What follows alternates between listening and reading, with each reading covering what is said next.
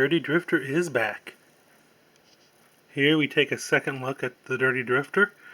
As you can tell, quite a bit has changed since the last time you saw this car. Last time you saw it, it was rocking a Honda body. And now it's sporting this Camaro body. This Camaro body is one I happen to have in storage from an old Nitro car. An RS4 Nitro 2, I believe it was. That explains why there's holes in the windshield, the back glass, and why this window right here is missing. As you look inside the body, you can see a piece of plastic card there where I filled the hole in the side where the exhaust pipe came out. Otherwise, it's just like it was on my Nitro RS4, except I have sticker bombed part of the car. As you can tell here on the bottom half of the car, it's covered in a whole bunch of decals. Over the years, I've collected quite a few decals, some nice ones, some are just ones I never thought I'd get a chance to use, and here I saw a good opportunity to give this car a little bit of attitude. So I went ahead and sticker bombed down each side and around the front spoiler. Something else that you might notice that is a little different is these wheels. I picked up a set of wheels and drift tires for this car. These are Racing rims and tires. Picked them up off eBay. Decided some nice slick drift tires is just what I needed. So what else has changed? Let's take a look under the body. It is much cleaner under here now than it was last time you saw it. Overall, not much was wrong, other than it just was severely filthy. Severely filthy. So what I did was cleaned everything up, took everything apart, cleaned it all up. I checked out the rear diff here. The rear diff was locked. I suspected it was, but they locked it with hot glue. And it seemed to be holding well enough, so just put it back together for now, as it is. Usually I use some kind of epoxy to lock them, but hot glue seems to work pretty good. Some people use it, some don't. We'll give it a shot, right?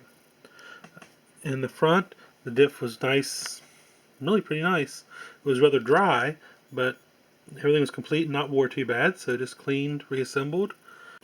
The only problem I had was this rear drive shaft right here. The one that was in it was just a bit too long.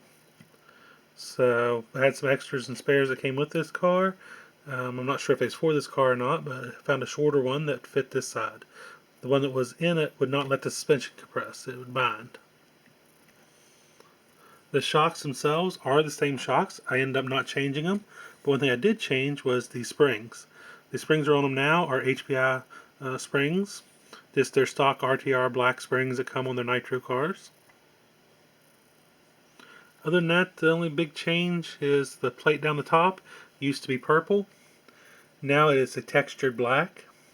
I decided to just paint it real quick, and I had some bed liner paint, so I figured I'd give it a little bit of texture.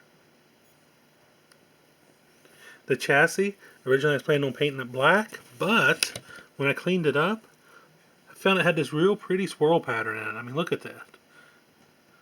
I really liked the way that looked, so I decided to leave it as it is. Once it's cleaned up, it looks really nice, I think. So what's next for Dirty Drifter? Next you get some electronics.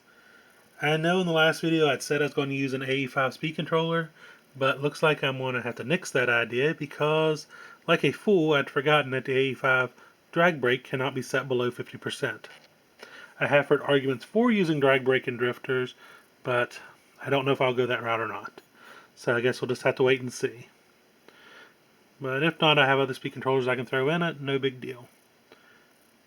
So we'll mount up a speed controller, radio gear, and hopefully in the next video you'll see all that mounted and get to see it drifting. I hope you're enjoying Dirty Drifter's progress as much as I am, and I'm looking forward to seeing what happens next. If you have any questions, please post them up. I'll do my best to answer them. If you have any suggestions, I'd love to hear those too, especially since I'm new to the world of RC drifting.